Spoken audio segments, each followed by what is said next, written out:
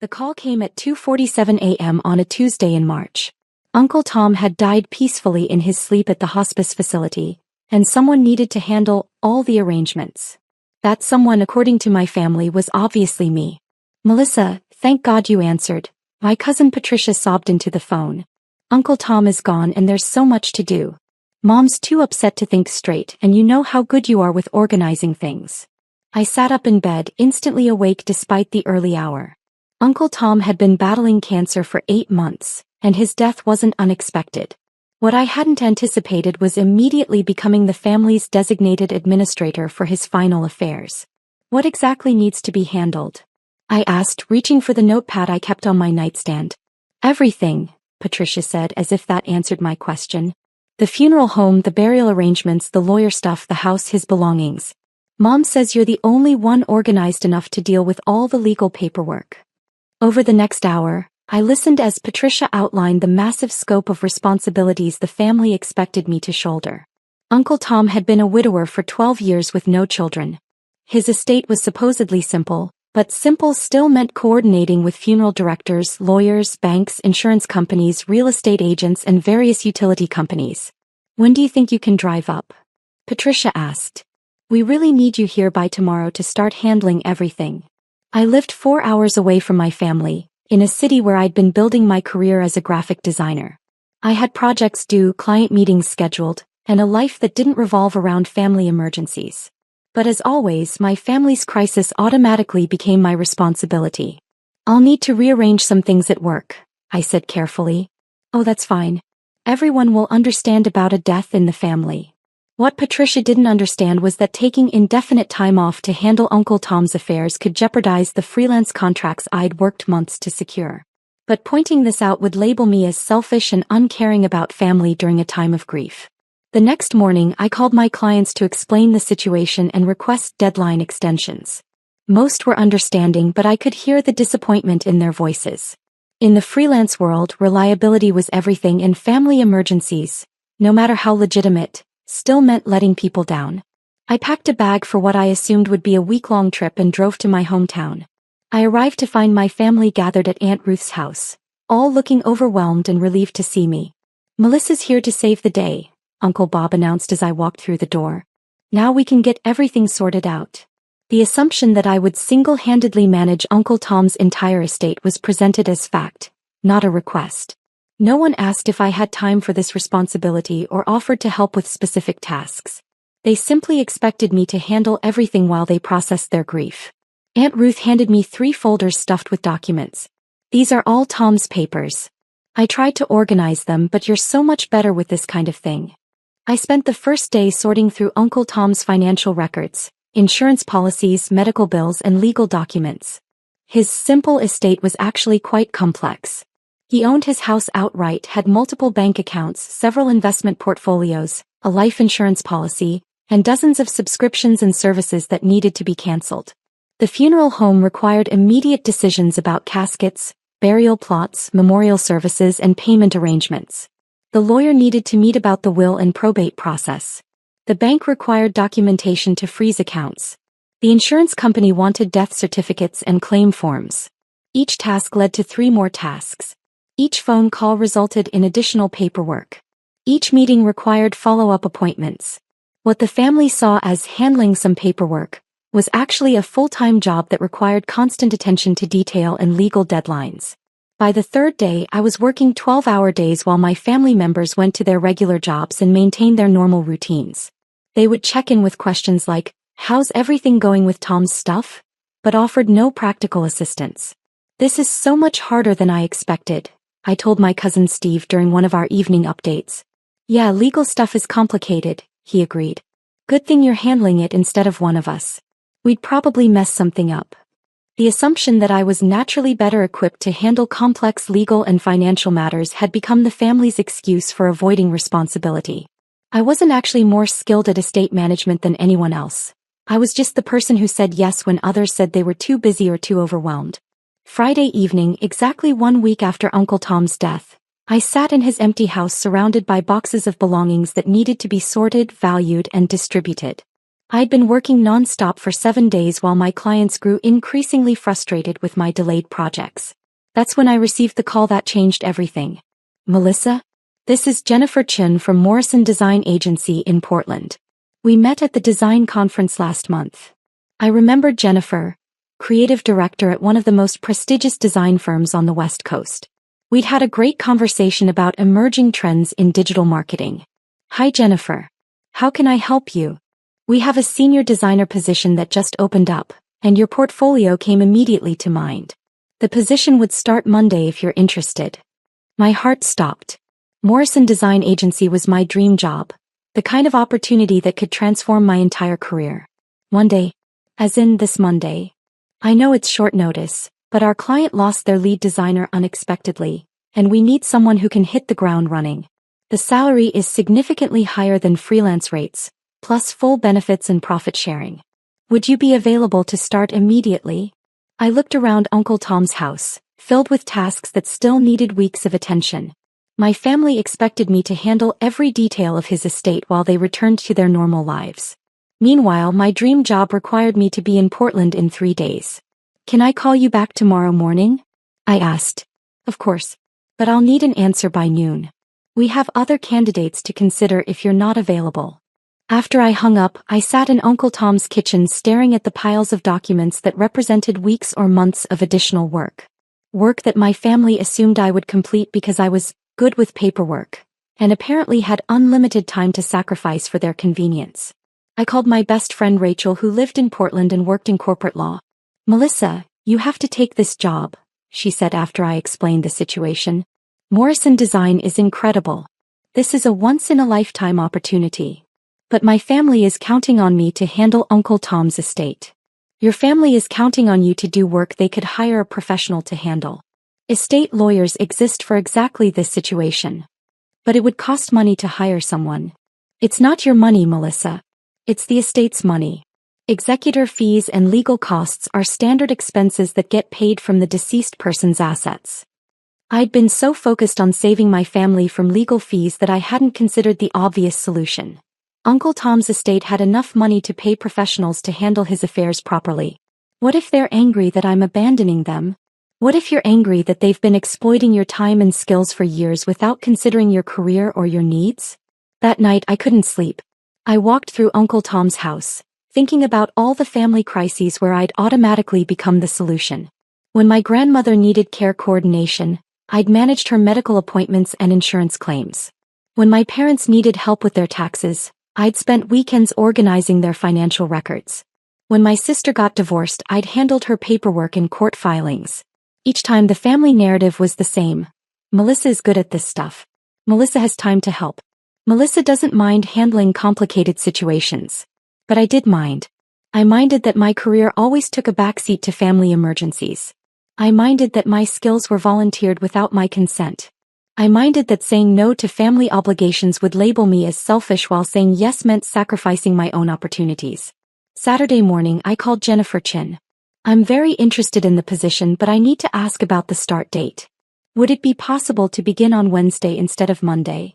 Monday is really what we need. Can you make that work? I looked at my laptop screen, which displayed my hastily rearranged client schedule and the growing list of Uncle Tom's estate tasks. Yes, I can make Monday work. Excellent. I'll email you the offer details and onboarding information. Welcome to Morrison Design Agency. After I hung up, I spent 2 hours researching estate lawyers in my hometown. I found 3 firms that specialized in probate cases and could take over Uncle Tom's affairs immediately. The cost would be reasonable considering the size of his estate, and the work would be completed properly by people who understood legal requirements and deadlines. Saturday afternoon I called a family meeting at Aunt Ruth's house. I have some important news to share, I began, looking at the 12 relatives who'd gathered to hear my progress report on Uncle Tom's estate. Please tell me the lawyer figured out how to avoid probate, Uncle Bob said hopefully. Actually, I need to tell you about a career opportunity I've been offered. I've been asked to start a new job in Portland on Monday. The room went silent. Mom was the first to speak. One day. But what about Tom's estate? You can't just abandon all that work. I've researched several estate lawyers who can take over the administration. The costs would be paid from Uncle Tom's assets, which is standard practice. But we were counting on you, Aunt Ruth protested. You understand Tom's finances better than any stranger would. I've been organizing his documents for 1 week. A professional estate lawyer would understand the legal requirements much better than I do. This is awfully sudden, Patricia said suspiciously. How long have you known about this job? The offer came yesterday. It's with Morrison Design Agency, which is one of the top firms in the country. This opportunity could change my entire career trajectory. Uncle Bob shook his head. Family comes first, Melissa. Tom would have wanted you to handle his affairs personally. Tom would have wanted his affairs handled correctly and legally, which is what professional estate administration provides. The room erupted in overlapping conversations about family loyalty, responsibility, and the inconvenience of hiring lawyers. But underneath their objections, I heard something else. Panic about losing their free solution to a complex problem. When would you start this job? Mom asked. Monday morning. I need to drive to Portland tomorrow. That gives us less than 24 hours to find a lawyer. Aunt Ruth exclaimed. I've already contacted 3 firms. All of them can meet with you Monday morning to discuss taking over the estate administration. But what if they charge too much? Patricia worried. Then you'll need to decide whether professional estate management is worth the cost, or whether one of you wants to take over the administrative work. The suggestion that someone else in the family might handle Uncle Tom's affairs was met with immediate protests. Everyone was too busy, too stressed, too unfamiliar with legal processes. But none of them were willing to pay for professional help either. I'll stay through the funeral on Monday morning, I offered. But I need to leave immediately after the service to drive to Portland. Sunday was spent in frantic phone calls between family members, trying to decide whether to hire one of the lawyers I'd contacted or attempt to persuade me to stay longer. I used the day to organize all of Uncle Tom's documents and create detailed notes about the estate's status for whoever would take over. Monday morning, I dressed for Uncle Tom's funeral while my packed car sat ready in Aunt Ruth's driveway. The service was scheduled for 10 a.m., followed by burial at 11:30. I needed to be on the road by noon to reach Portland in time for Tuesday morning meetings. The funeral was beautiful. Uncle Tom had been well loved in the community, and the church was filled with people sharing memories of his kindness and humor. During the service, I felt genuine grief for losing him and guilt about the timing of my departure. But as we gathered at the graveside for the burial, Mom made an announcement that crystallized my decision. I want everyone to know that Melissa will be handling all of Uncle Tom's legal affairs. She's good with paperwork and has time to manage everything properly. My family members nodded approvingly, as if my role as estate administrator had been decided by community consensus rather than voluntary agreement.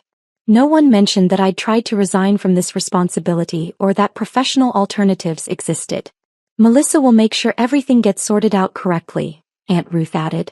We're so grateful to have someone reliable to handle all the complicated legal stuff. I stood at Uncle Tom's grave, listening to my family publicly assign me responsibilities I'd explicitly declined, and realized that nothing I said would change their expectations. They needed someone to sacrifice their time and energy for family convenience, and they'd decided that person was me. As the minister concluded the burial service and family members began offering condolences and making plans for the reception, I quietly stepped back from the group. I walked to my car, started the engine, and drove away from the cemetery while my family gathered around Uncle Tom's grave, still discussing all the estate work that needed to be completed. My phone started ringing before I reached the highway. I turned it off and focused on the 6-hour drive to Portland and my new life. I checked into a hotel Sunday evening and spent the night preparing for my first day at Morrison Design Agency. Tuesday morning, I walked into their offices wearing my best professional attire and ready to focus entirely on my career for the first time in years. My supervisor, Marcus, gave me a tour of the facilities and introduced me to my new team. We're so excited to have you here, Melissa. Your portfolio really impressed everyone. For the first time in months, I was valued for my professional skills rather than my willingness to handle other people's responsibilities. Wednesday evening, I finally turned my phone back on. The voicemail box was full, and the text messages required 20 minutes to read completely. The progression told a familiar story. Monday 2 p.m., where did you go? We need to discuss the estate lawyer. Mom. Monday 4 p.m., Melissa, call me back immediately. This is urgent. Aunt Ruth. Monday 6 p.m. We met with the lawyer. He wants $5,000 to handle everything. That's ridiculous. Uncle Bob. Tuesday 8 a.m. We decided to handle Tom's estate ourselves. Can you walk us through what you've already done? Patricia. Tuesday 11 a.m. The bank won't talk to us without proper documentation. We need your help. Mom. Tuesday 2 p.m. This is much more complicated than we thought. Please call back. Aunt Ruth. Tuesday 5 p.m. We're going to hire the lawyer after all. Can you send him your notes? Patricia. Wednesday 10 a.m. Lawyer says you did excellent work organizing everything. He can finish from here. Uncle Bob. Wednesday 1 p.m. We should have supported your career opportunity. Sorry for being selfish. Mom. I forwarded my detailed estate notes to the lawyer and sent a group text to my family. Glad you found professional help for Uncle Tom's estate. Starting my new job has been wonderful. We'll call this weekend to catch up. 3 months later, I received a call from Patricia with news about the estate settlement. The lawyer finished everything perfectly. Uncle Tom's house sold for more than we expected, and all the legal requirements were handled correctly. We should have hired professional help from the beginning instead of expecting you to sacrifice your career. How much did the legal fees cost? About $8,000 total. Which sounds like a lot, but it came from Tom's assets and saved us months of stress. Plus, you got your dream job, so everything worked out better than if you'd stayed to handle things yourself. 6 months after Uncle Tom's funeral, I was promoted to senior designer at Morrison Design Agency. My salary had doubled compared to my freelance income, and I was working on campaigns for major national brands. A year later, my family faced another crisis when my grandfather needed someone to coordinate his medical care. Instead of automatically assigning me the responsibility, they held a family meeting to discuss hiring professional care coordinators. We learned from Tom's situation that Melissa has important career commitments, Mom explained to the family. We need to find solutions that don't require her to sacrifice her professional opportunities. They hired a geriatric care manager who specialized in coordinating medical services for elderly clients. The cost was reasonable, the care was excellent, and no family member had to put their life on hold to manage Grandpa's complex needs. 2 years after my escape from Uncle Tom's estate, I reflected on how that difficult decision had changed my family's approach to crisis management. They'd learned to distinguish between situations that required family support and situations that required professional services. Most importantly, they'd learned that my skills and availability weren't unlimited resources to be allocated whenever they faced complex problems. The funeral I'd left early had taught my family lessons that staying would never have provided. They discovered they were capable of researching solutions, making difficult decisions, and paying for professional help when necessary.